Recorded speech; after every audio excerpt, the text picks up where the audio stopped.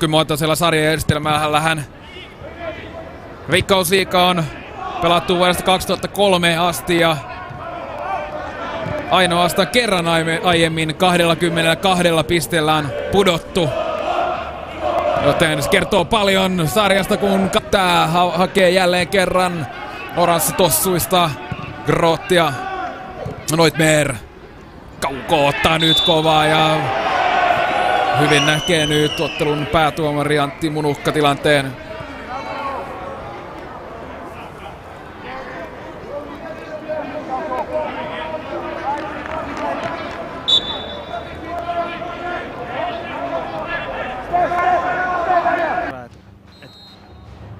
Tulee jotain. Kauppila lähettää sinne vapaa potkun. Tuomas Peltonen saa nyrkkisen väliin ja pystyy nyrkkelemään ulos. Innanen hakee vasemmalla jalalla. Sen jälkeen Neutmer pääsee hiukan yllättääkin laukomaan. Näytti kyllä hiukan, että saattoi jopa honkapuolustaja tuon Neutmerin kääntölaukaus ottaa. Kyllä saattoi ottaa vähän. Mutta nythän me voidaan tästä hidastuksesta taas katsella ja ihailla, kun näitä tuomareilla ei ole. Mutta yllättäen pääsee siinä ja taitaa se hakan päälle. Oisko se osunut vähän? Aivan varmasti Vuorisen poissaolo vaikuttaa sen verran kokkana pelaajana, myös tilaa pystyy tuolla muille hyökkäjille tekemään. Wekstra.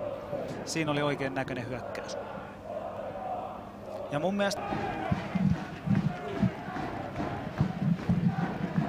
näin tulee kyllä Konsa pallo sinne, Neutmer on siellä välissä ja Reidelo ja Regi Neutmer.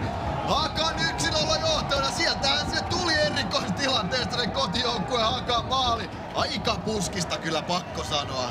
niin, no niinpä joo, mutta erikoistilanteessa on aina se sauma, kun tilanne pysähtyy ja näitä voi harjoitella pilvin pimein treenikentällä ja ehkä tääkin oli, katsotaan vielä, no siellä se oli varmaan, tuohon se sitä palloa yritti ja varmaan tuolla Neutmerin kuului ollakin, että sinänsä niin kuin, mikäs siinä?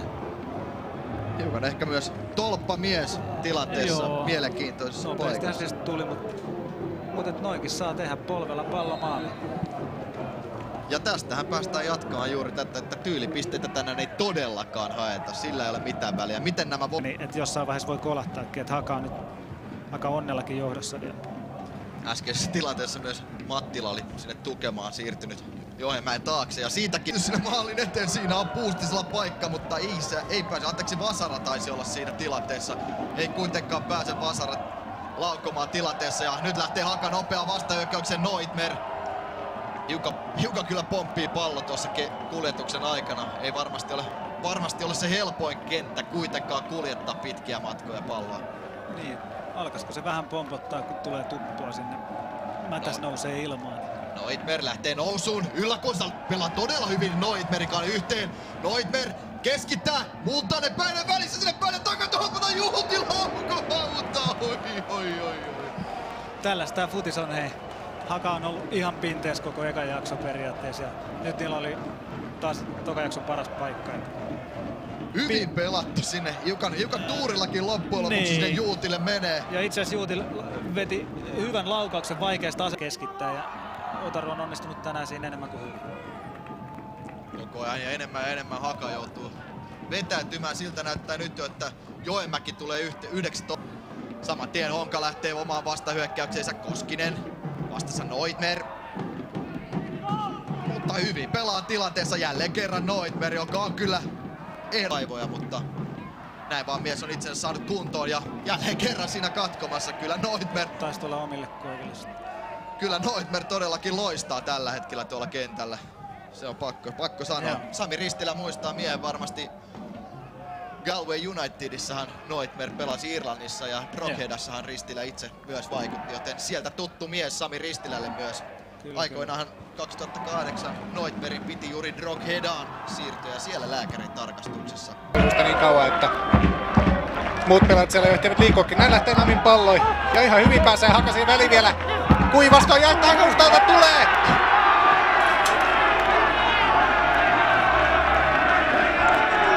Onko Regilio Neutmer, joka pallon sitten lopulta laittaa maaliin? Kyllä! Ja näin, kuin varkain oikeastaan pienen IFK:n painostusjakson päätteeksi. Haka siirtyy 1-0 johtoon, pallo takapesä ja jos tämä Namin vapauden nyt ei suoraan maaliin mennytkään, niin oikein hyvä tasoinen se on. Niin kuin tästä näkyy, Multanen puskee pallo eteenpäin ja sieltä tulee pienen tällainen taistelupallo maalille ja Neutmer on loistavassa vetopaikassa eikä hän tästä erehdy. Ja näin salama alku Hakalle ja lisääkö tulee. Tämä pallo pitkä könä tuonne eteenpäin ja Neutmer pääsee suojaamaan hyvin palloa siten, että Anttilainen ei väliin pääse ja näin maalipotku tästä. Ja 5 Bedun Gueye. Keskikentällä vasemmalle Sebastian Strandvall, keskellä väliin Gustav Långbackan kakkosmaalivahtina. Näin Haka lähtee Osein voimin hyökkäykseen. Oikealta lähtee hyökkäystä tukemaan myöskin Neutmer. Nyt vasta syöttö tulee Neutmerille, Sumusalo vastassa. Uudestaan Osei häntä vastaan.